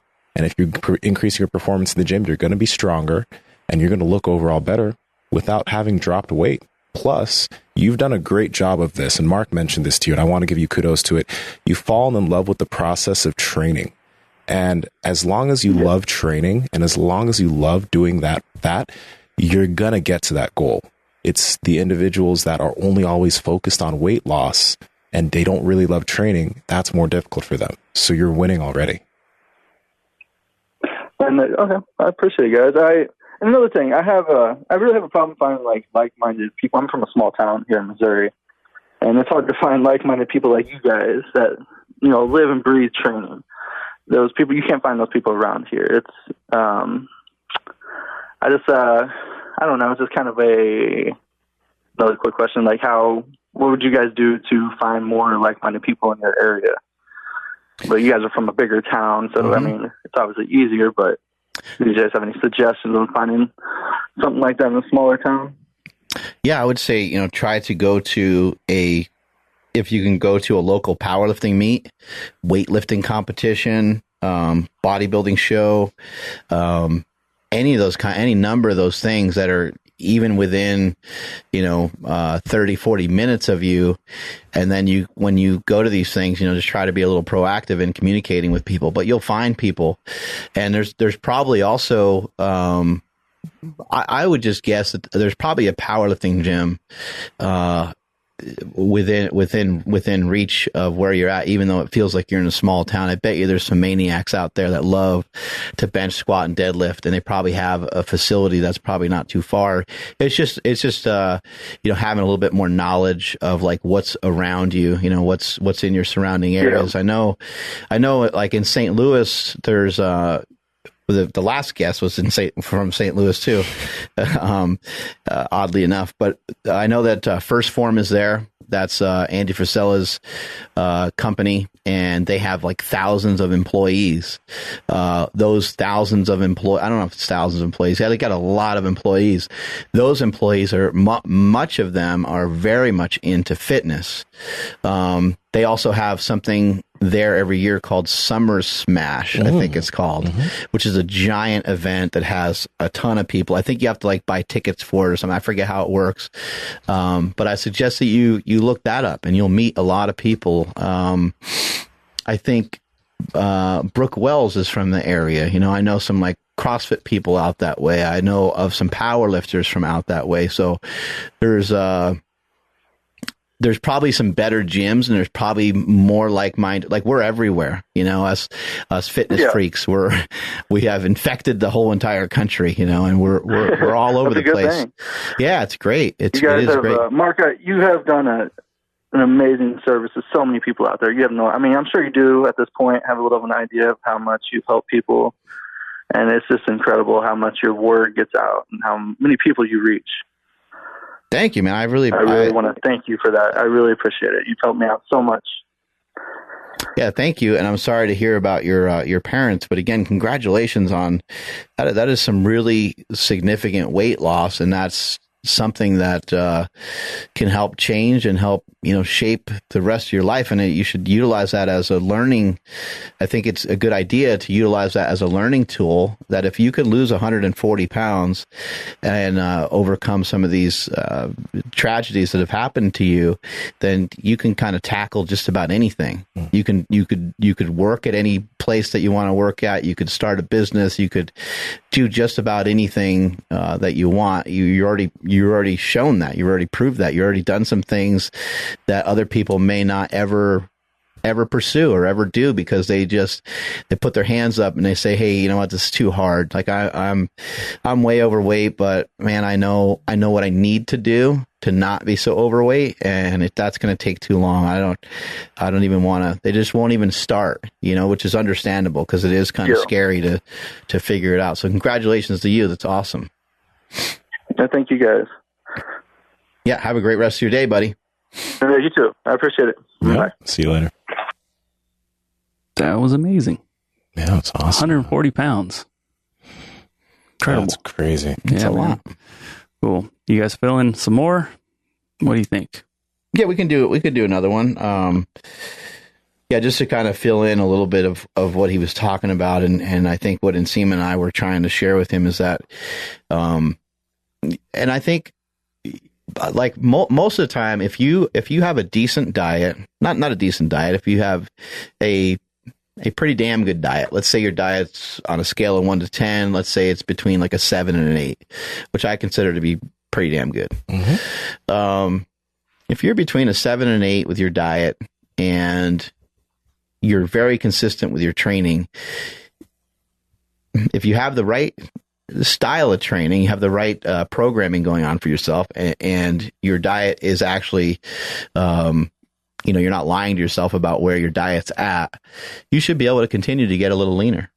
Just because you're training, or just make progress. You should always be able to make a little bit of progress. It just kind of depends on what you shift your attention towards. But I think for most people, I think a lot of people are just always trying to lose weight.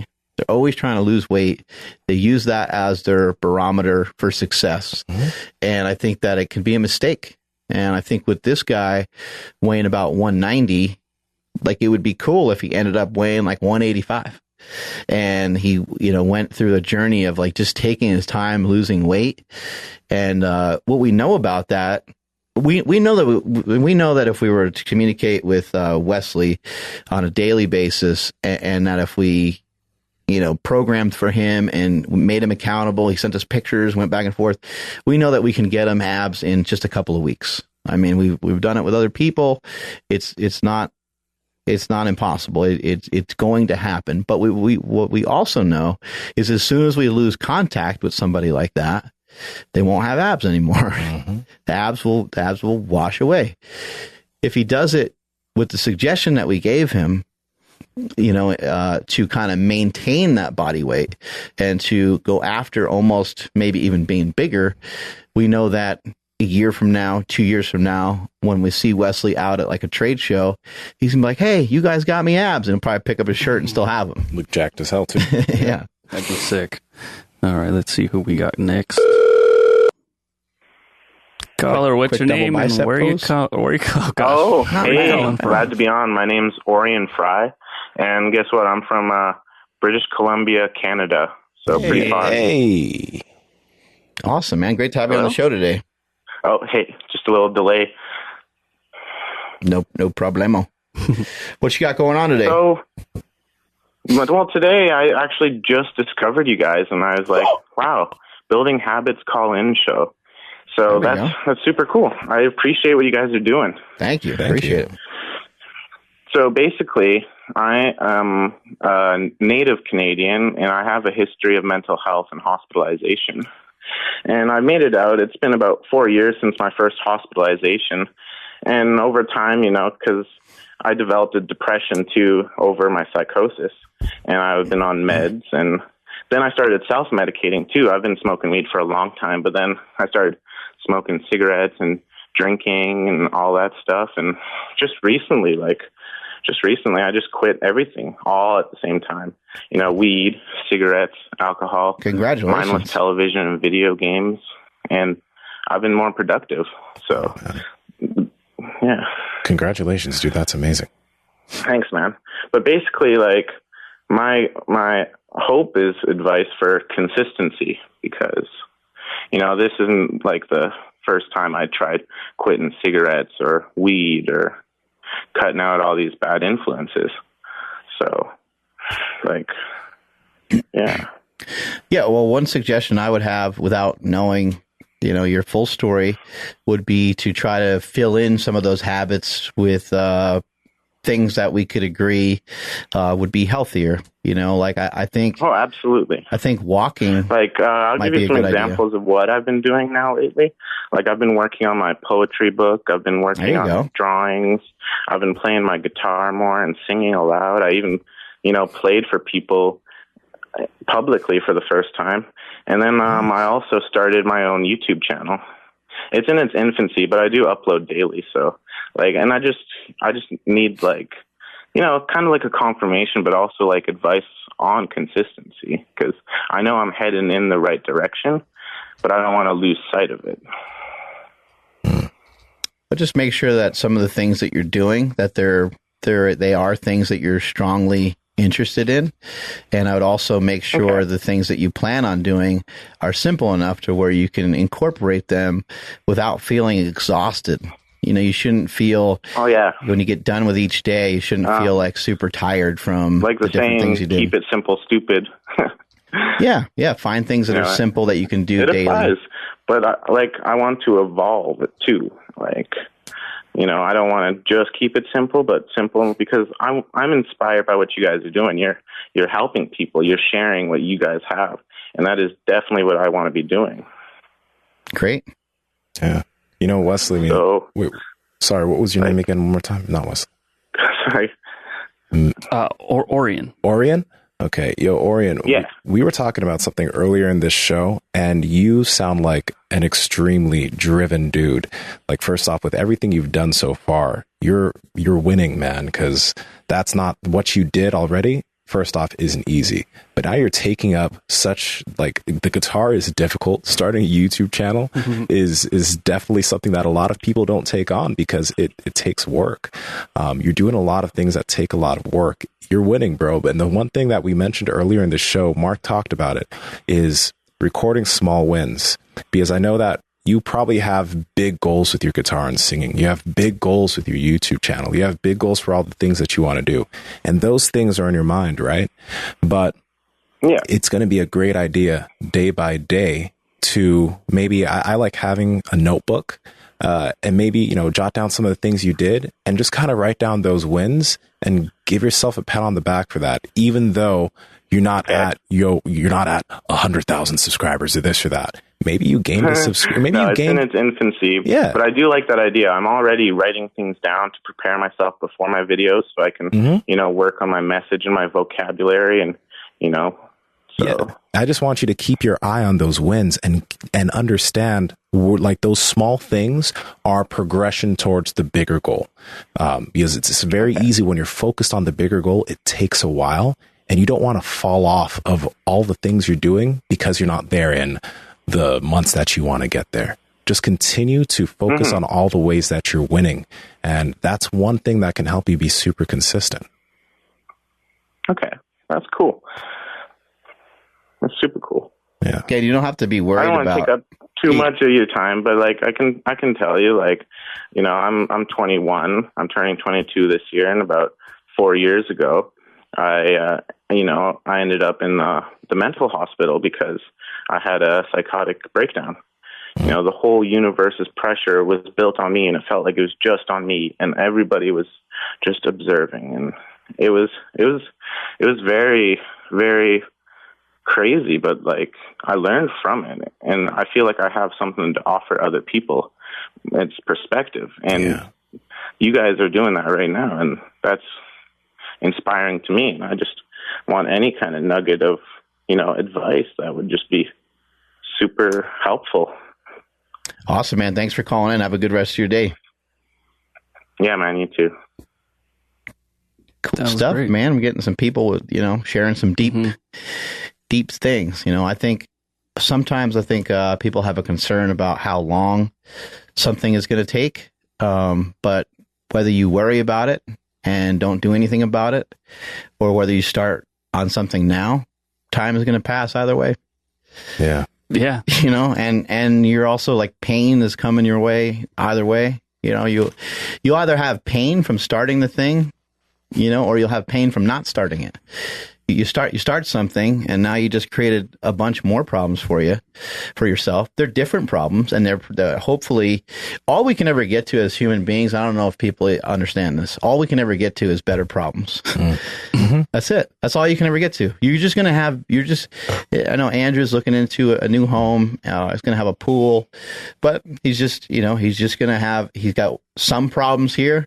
He might reduce the level of problems at this new home. He might be a little happier.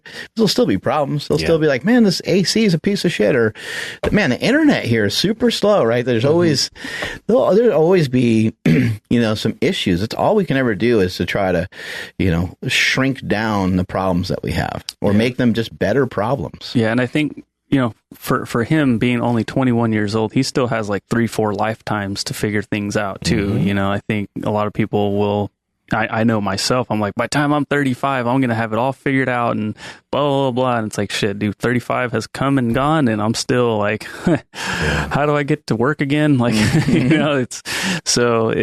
think just a little bit more patience, and we talked about that several times in the past, social media creates anxiety and stuff. And I think part of that is it creates that like, oh, I got to be the next so-and-so and I got to be successful and I got to do this all before I'm, 30 years old. And it's like, no, not at all. I hope he hears this or he's still listening, Orion, because first off, the fact that he shared that with us, what he went through and how he's doing right now, that in itself probably already helps somebody that's listening right now. Because I know this guy, he has this podcast called Ace of Spada, and he's a young dude. He's younger than me, but he has in the past he tried to kill himself, and his coming up and not doing that, sharing that with other people. I mean, multiple people have messaged him and say, you saved my life. He's a young cat. He's like 22. Yeah. Right. He saved people's lives because he was courageous enough to share that with other people. And what this guy did just right now, I don't know if he's sharing stuff in terms of what's happened to him, but that perspective that he mentioned, that takes a lot of courage to share and a lot of strength to share. So first off, dude, congrats. And I hope that you just keep on going, dude. Yeah, suicide is a huge thing. There's a lot, like, I think that it's important for people to understand that you're not alone. There's a lot of people who not only suffer from depression and anxiety, but there's a lot of people who have gone as far as to attempt suicide or were thinking about it every single day. It's a major, major problem in our country. And I think that will get to be, such a problem that we'll see us, auditing that too as well coming up. I think that in the next couple of years, we'll start to question more about why aren't we more on top of mental health? Why is there no, I guess there's some regulations on social media, but why isn't there like a little bit more? I personally think that social media should come with a skull and crossbones. People might think that that's a little, but like I'm telling you, in the next 5 years, there's going to be a lot of anti-social media stuff going on because it's not just the social media itself, it's the way that we react to it. It's still our own fault. We can utilize it whatever way we want. I can just follow a bunch of people that have memes and that have funny stuff on there, that I'm like, hey, I dig this. But no, you want to follow people that mix it up a little bit here and there. You want to follow stuff that has some news and things like that. And that could be, you might interpret that as being stressful, especially with all the different things that we're seeing right now. But hopefully that guy's still listening. And some advice I'd have for him also is, to look into Stoic philosophy. I know that somebody listening who's like, man, that guy sounds like he, might be bipolar, or he sounds like he might have, these severe mental illnesses. And how could you recommend something like that? He might need medication and so on. I still think, regardless of your circumstances, that you can still, to some degree, choose how you respond and how you react to things. It may be more difficult for somebody that has a mental illness because they might have a chemical imbalance in their brain. They may have just a much harder time. There's some people, for example, that don't have any empathy. They don't empathize with anybody. I think it's a psychopath. They don't empathize with them. They don't have the capability. However, I still think we have some control over how we filter stuff, how we take stuff in, and even somebody who's bipolar or somebody that has some conditions, they could still learn to reinterpret stuff just the way anybody else can, to some degree. Cool. So do we want to close the lines, or do we want to take like maybe some rapid fire questions from people? Yeah, let's take one more. All right, we got one more. All right, last caller of the day. Oh, hello.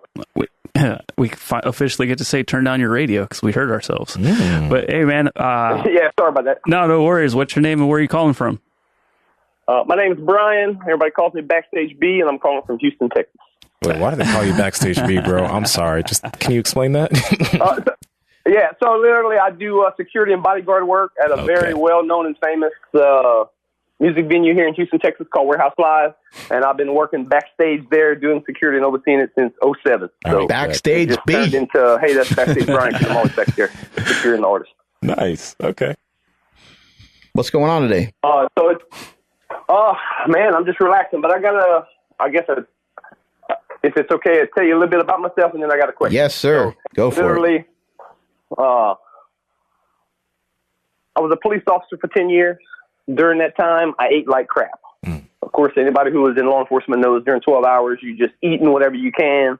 You know, it's a stressful job during that time. I was smoking cigarettes, chewing tobacco, you know, all those kind of things. As life progressed, I slowly started to get away from all that. I stopped smoking cigarettes. Just one day I was like, why am I doing this, and stopped. Same thing with chewing tobacco. During that time, of course, in law enforcement, I always stayed healthy, stayed active, working out. Then when I got into doing the security stuff, same thing, stayed active. Was in like the best shape of my life. I was like 210, 215 pounds, working out like a beast. One day my food blocked on me, and I literally collapsed at work. It was the worst pain I'd ever felt. I literally felt my food run through my system. From that day for 5 years, I dealt with every time I would eat, no matter what I would eat, my left side of my stomach would swell up. Went to multiple doctors, multiple tests. They ran me through the ringer. You name it, they did it. They said there was nothing wrong. Fast forward January, see a video in reference to Mark and the carnivore diet. I started. Literally changed my life. You know, for 5 years, I dealt with swelling to now. Every now and again, I still swell up, but it's not like it used to be. But during that time of, you know, not, I guess, eating carbs and fast and eating all the junk food like I used to, I lost the size that I had maintained and gained for all those years. So my one question is, what would be your suggestion as far as to try to get my muscle size back with only eating meat, which I've heard Mark say, just eat more meat. But, you know, for me, after like the third or fourth meal, it's like I can't eat anymore. It's like my body's just telling me no. So with all that being said, my next question would be, my wife, I have been trying to get her to do this carnivore thing since I started in January. I've showed her the videos of what Mark said. I've showed her other videos that I found on Instagram of all these people who are like saying like, hey, it works. But in her mind, it's not healthy. And she keeps saying, oh, it's not healthy. It's not right. She's seen the progress from me and seen how I went from complaining every day for 5 years about my stomach to not complaining about it at all. So what would be your suggestion of how can I make the horse go to the trough and drink? You know what I mean? That old saying, you can't make them drink. But like, I've tried this and that and that. It's like, I'm at the point where like, what else you think I could try to do to get her to get on that, give it a try at least? Yeah, that's always kind of a tough one, is to get, you know, somebody else to do some of the things that you're doing. What I would maybe express to her is, you know, the changes that you've noticed and how it's helped you from like a health perspective. She also knows that you've had an odd set of circumstances there with like breaking down and digesting your food, and she probably doesn't have that same concern for herself. And so she might think that it's a little bit of a weird diet that you tried because you had these kind of previous health conditions. But I think a key factor in trying to persuade somebody is to just leave it at persuasion and don't turn it into anything more powerful than that. Say, hey, I think you would enjoy this. You should try this with me for like 3 days, 4 days. You might even make it more about each other than you do about her or you. So if you say, hey, I would love to do this as a couple for a couple of days. Maybe you give her an opportunity to lay out something that she wants both of you to do or explore as well. And that way, you know, it's a little bit of a compromise. You know, you meet her halfway on something else that she's always wanted to do that you just think is going to be miserable for you. And you can maybe, you know, get her to do a little bit of stuff that way. But you know, trying to like, force somebody into something, no matter how much evidence you have, it just won't have good staying power. And maybe, maybe she has a lot of bias towards, how much meat to consume. She's got all these kind of things from her past, that won't allow her to maybe kind of see the light in the way that you have with this particular diet. But maybe you can encourage some other things. Maybe you can encourage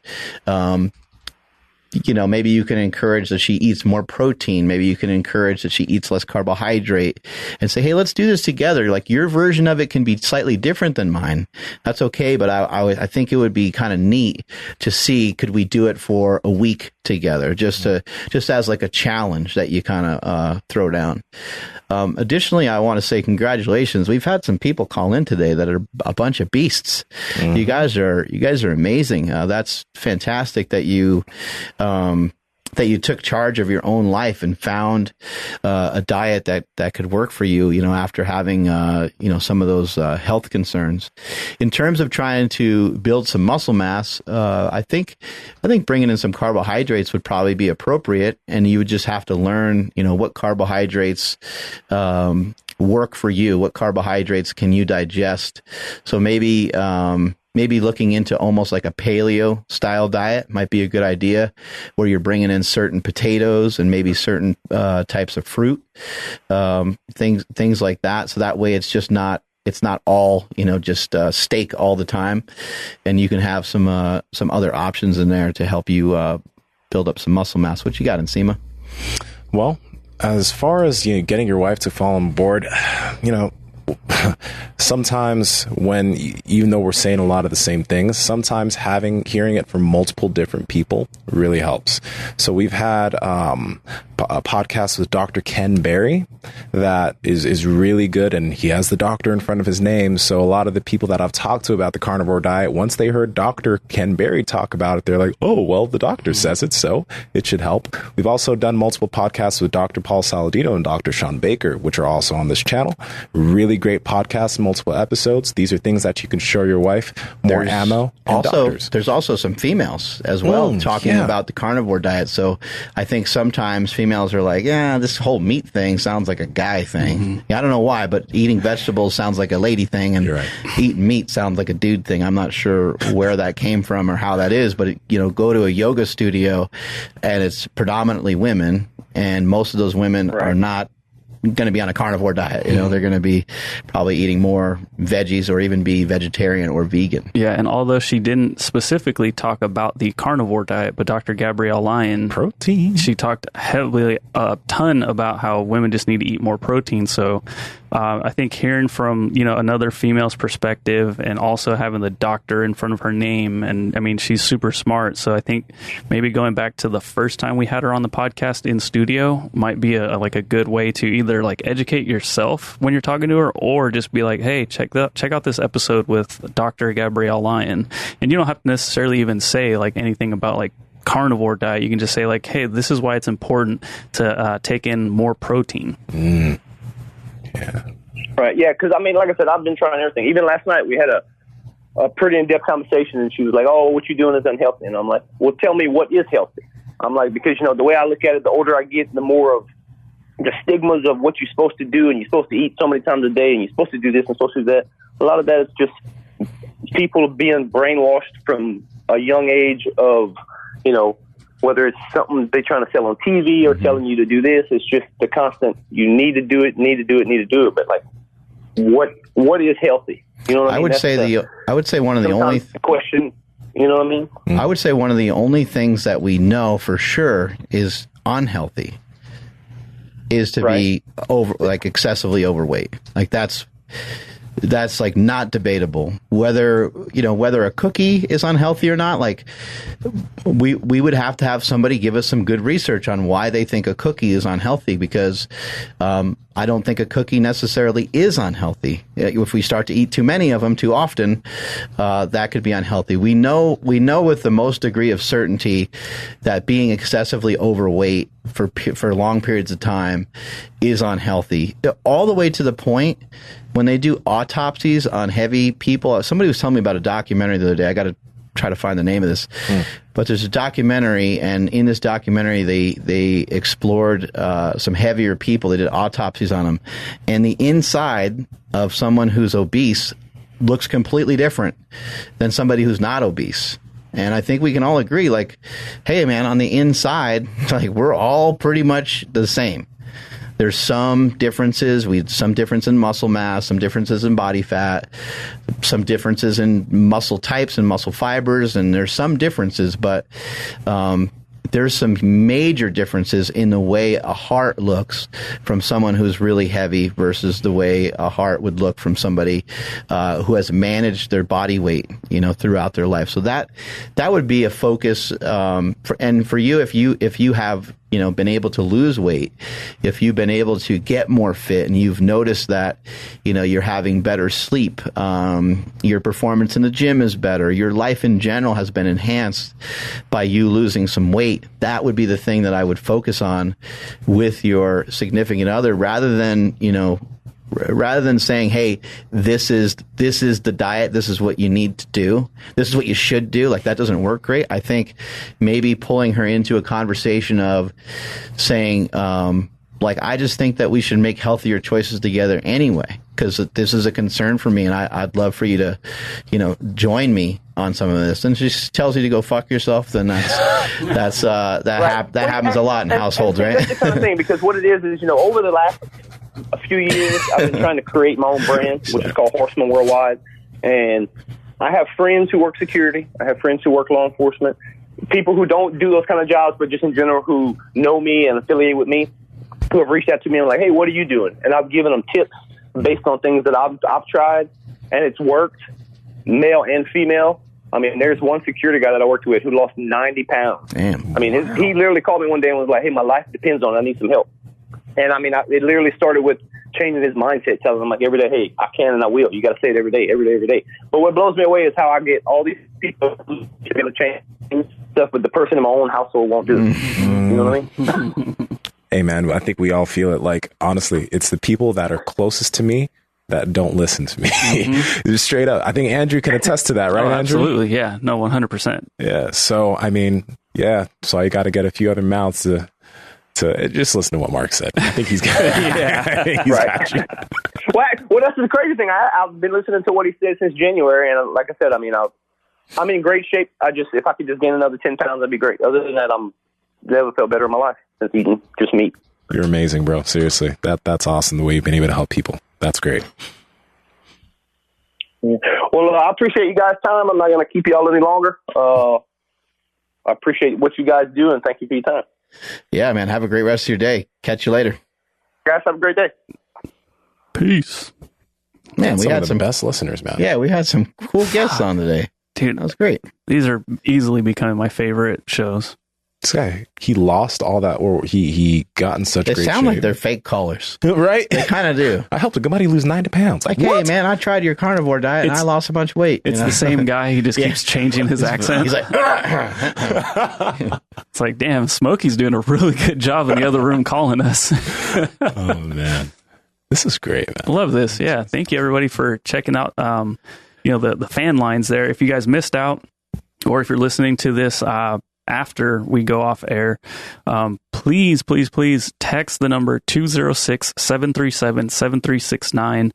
When you do so, the next time we go live and we're taking calls, you guys will actually get a text notification telling you, hey, we're live and we're taking calls. I know a lot of people have mentioned before, like in the live chat room, like, hey, I don't do Instagram, I don't have Twitter, I don't do any social media. How can I, learn when you guys are going to be live? This is the absolute best way, like hands down, because you'll get a notification on your phone, you click a link, boom, you're now listening to us live. And then, of course, when we open the fan lines, you guys can chat with us just like everybody did today. And super powerful stuff. I mean, I think everybody is going to get something from today's episode. Yeah. Yeah, that proximity thing happens, often. It's you have a certain message, in your household, or you have a certain message kind of outside the home that people get attracted to and that people enjoy and that people practice and they gain great benefit from it. And then, but inside your own home, for some reason, you can't get anybody to listen to it. A lot of times it's just, they just kind of take you for granted. I mean, I remember for years, talking about, different supplements and different practices to have with nutrition and different practices to have with your sleep. And it wasn't a thing until it was on Oprah, and it wasn't a thing until it was on Dr. Phil. Like I would tell my family members over and over again, hey, these things are important. You should be doing some sort of cardiovascular training. You should be doing some sort of resistance training. And then, that same uncle or that same family member comes to me, like a couple years later, and they're like, I saw on Oprah, they had Tom Cruise was on there, and he was talking about the importance of resistance training. And what it does for your body when you're older. And then they had a woman in the crowd who, and you're just like, I've been talking about this for the last fucking 15 years. And you had to wait till Oprah said it, to get the confirmation that you needed, Yeah, that was us with the ketogenic diet, praising like how great it can be. And then it's like, that's no. And then a couple years later, so I heard on Dr. Oz, there's this keto thing. Like, do you know what that is? Like, the keto diet we talked about? Yeah. Oh, they're the same. Yes, they are. Thank you, and you're welcome. Yeah, man. No, it's great. I wonder what the psychology is of humans, right? I think that's the right word. When somebody in your household, you just don't want to hear anything they have to say when it comes to their advice, but yet a random stranger, even somebody on a message board, you'll be like, oh shit, that worked for that person. I'm going to give that a try. Like a dentist with a family full of bad teeth, right? Of course. Yeah. Like we know the importance of it, but the kids maybe are still eating sugar, and they don't want to listen to the whole story. I think it's also because these people, Oprah, Tom Cruise, right? You see them in one way. You see them in the ideal way, the only few bites that you see in movies or interviews. You don't see their full person. Your family knows every aspect of you, typically. The good things and the stupid things, right? So when they see all those stupid things, when they hear Nsima say, do this, but then they also saw Nsima do something really, really stupid last night. They don't want to respect what you got to say. Yeah, they know when you watch TV that you pick your toenails or something. They're like, you're gross. I'm not listening to anything you say. Exactly. You're like, me picking my toes doesn't have anything to do with anything else. Yeah. Oh man. So that's true. Didn't think about that one. Yeah. Awesome. That was great. Love these shows, man. Yeah. This was awesome, guys. Let's get another one soon. Yeah. You guys got anything else? That's it, man. Awesome. Well, we out. Yeah. Well, thank you everybody for checking out this episode. Thank you to Piedmontese for sponsoring this episode. For more information on them, please check out the YouTube and Facebook descriptions, the iTunes show notes, or wherever you're listening to this on the your podcast app. And again, just real quick, just one more time. The number is 206-737-7369. You guys can text that number right now, and you'll get a text notification the next time we do one of these shows. Please make sure you're following the podcast at Mark Bell's Power Project on Instagram, at MB Power Project on Twitter. We're on LinkedIn, Facebook, and of course YouTube. My Instagram is at I am Andrew Z. Nsima, how can people get in touch with you? Our last two numbers are 69. At Nsima Inyang on Instagram and YouTube, and Nsima Inyang on TikTok and Twitter. Mark? I'm at Mark Smelly Bell. Strength is never weakness. Weakness never strength. Catch y'all later. Bye.